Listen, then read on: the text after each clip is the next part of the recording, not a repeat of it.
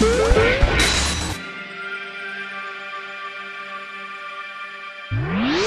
no one told you life was gonna be this way. Oh, copyright strike, that's a shame. Well, thanks for watching, everybody. See you later. It's not very likely you're going to be owning your own house anytime soon if you're part of the millennial generation, or let's face it, anyone under the age of 50. And so, if you're not in a long-term relationship or crashing with your parents, roommates tend to be the best way to go about affording rent, electricity, food, and your purchase of every next-gen video game console. Priorities, people. Unfortunately, the main problem with having a roommate is actually coexisting with them. Granted, we all have different living habits, but some people's living habits are just plain wrong. Like warming their pants in the microwave or allowing their antibacterial mouthwash to grow mold. How does that even happen, Craig? It's antibacterial! So sometimes you can't help but wonder what it would be like to live with some of your favourite fictional characters instead, because surely they couldn't be as bad as your current flatmates. And no,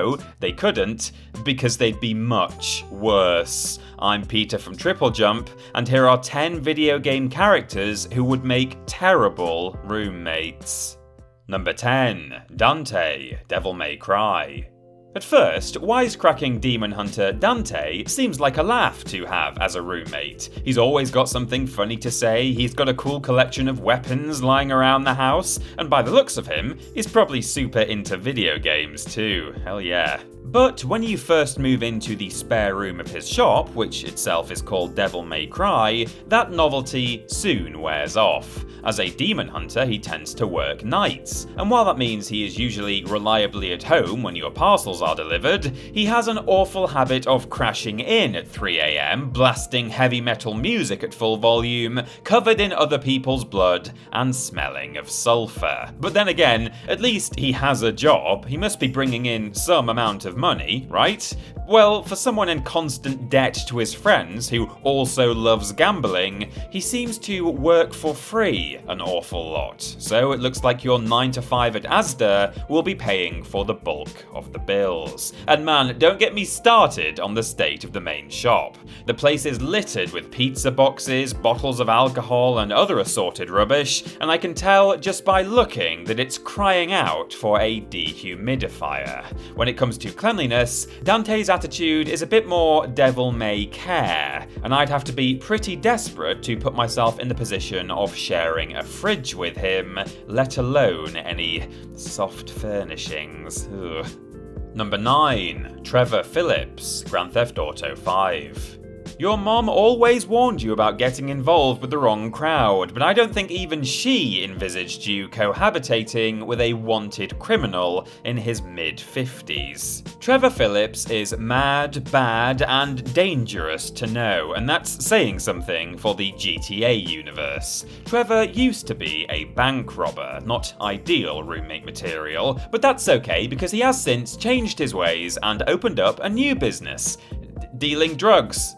Not much one for climbing the corporate ladder, are you, Trevor? His rap sheet is comically long, including mass homicide, repeated gun law violations, burning down the mall where his dad left him, stealing a deadly virus from a research facility, and of course, Grand Theft Auto. While he apparently doesn't have any kind of formal education, unlike Dante, his business does seem to bring in a degree of actual profit, which I suppose is a plus point, but let's face it, the only reason Trevor bothers working at all is because he needs some income to keep buying alcohol. Come to think of it, when did you last see your wallet, Trevor? Number 8. Mei Ling, Overwatch. Moving away from mercenaries and abject criminals for the moment, it may be best to room with some heroes for a while. While a lot of the members of Overwatch would be pretty bad to live with, let's not even think about how much hair there must be in Winston's bathtub, what could possibly be wrong with staying with the beloved Mei? Well, even nice people can be a bit of a nightmare at times. It being her niche, a lot of her inventions are based around ice, meaning you'll have to choose between forking forking out an absolute fortune to keep your home sufficiently heated, or actually wearing the woolly jumpers that your nan is always knitting you. You also have to wonder to what extent May actually sticks to the tenancy agreement, because come on, her robot friend Snowball is definitely pushing the no pets policy. And if she's willing to bend one rule, what's to say of all the others? She'll be smoking in the kitchen and subletting to drug dealers from Los Santos before you know it. It's also worth noting that thanks to a miscalculation, May was trapped in cryostasis for almost a full decade, meaning she has a lot of pop culture and dank memes to catch up on. Sure, it could be quite fun to enjoy a bunch of recent blockbusters together, but I know for a fact that I would quickly get tired of her asking me how are Shrek and the Bee movies still relevant, why is Ted Cruz the Zodiac Killer, and who the hell is this dead gorilla people keep telling me about? Rip. Number 7. NAVI, The Legend of Zelda, Ocarina of Time.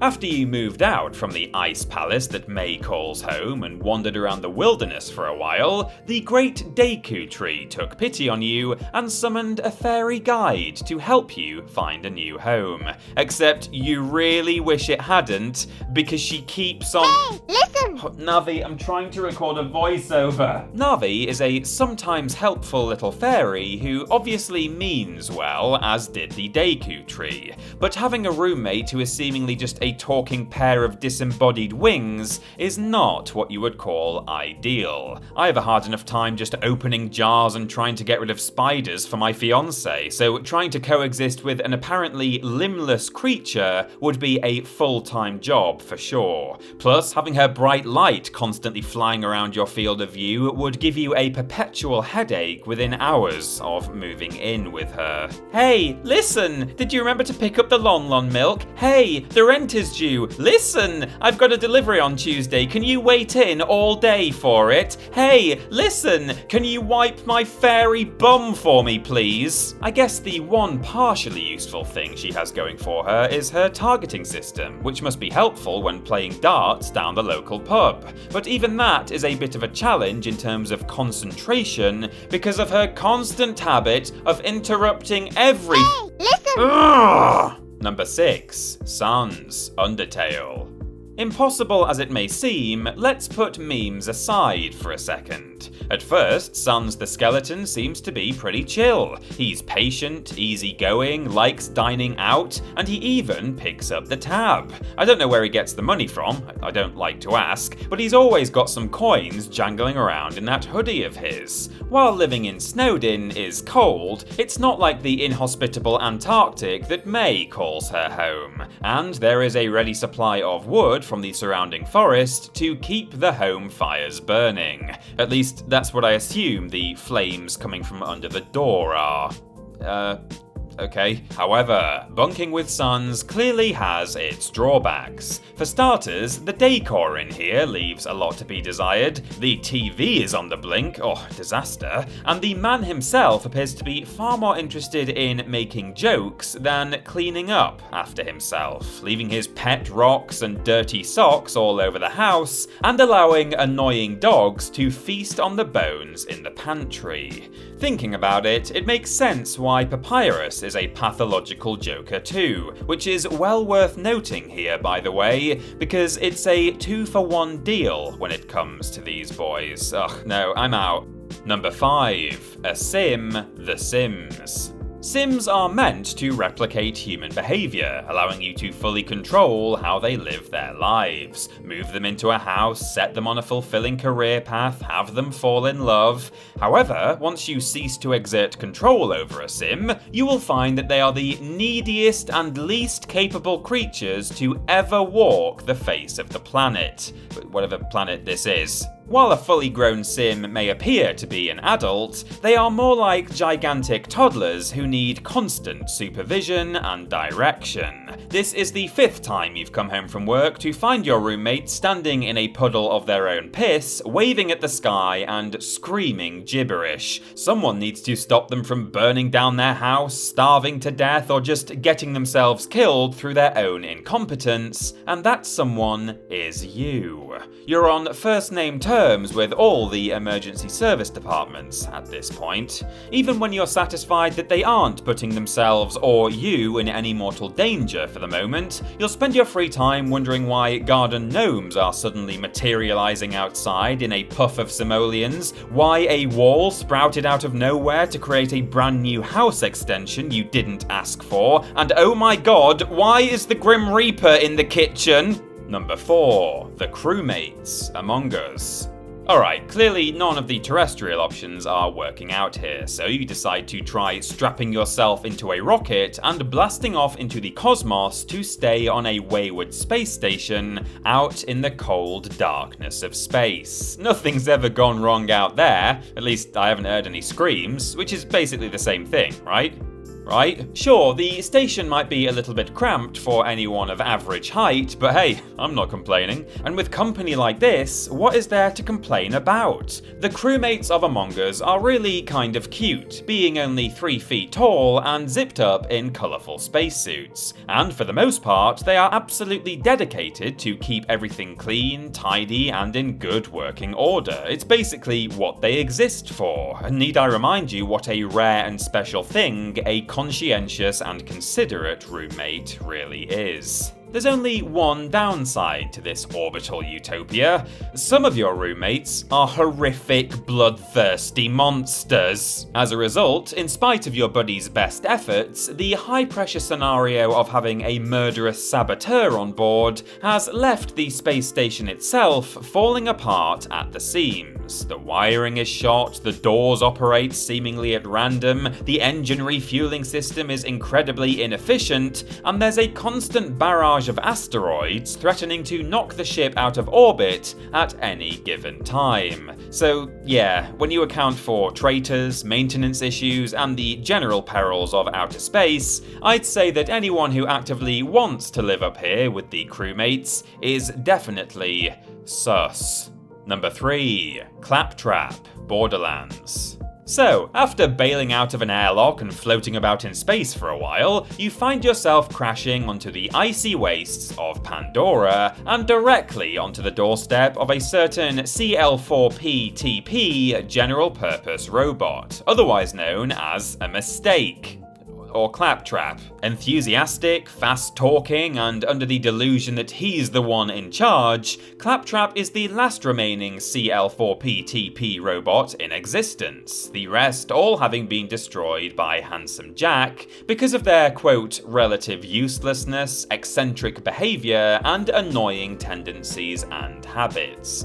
So what could go wrong with living with one? Well, surprise surprise, soon after moving into the bullymong-infested ice cave that Claptrap calls home, you'll quickly realise the issue with having a poorly put together robot as your roommate. For starters, and perhaps most obviously, Claptrap is yet another roomie who isn't bothered by the cold. Additionally, being a robot, he presumably has no real sense of smell, meaning the cavern is, like the homes of previous roommates in this list, strewn with rubbish. Oh, and this time, also dead bodies that the audacious little droid has not gotten around to burning yet. Claptrap as a video game character was literally designed, written, and voice acted to be incredibly annoying. Couple that with the less than cozy abode, and you'll find yourself going as psychotic as your mutant bandit neighbours in no time.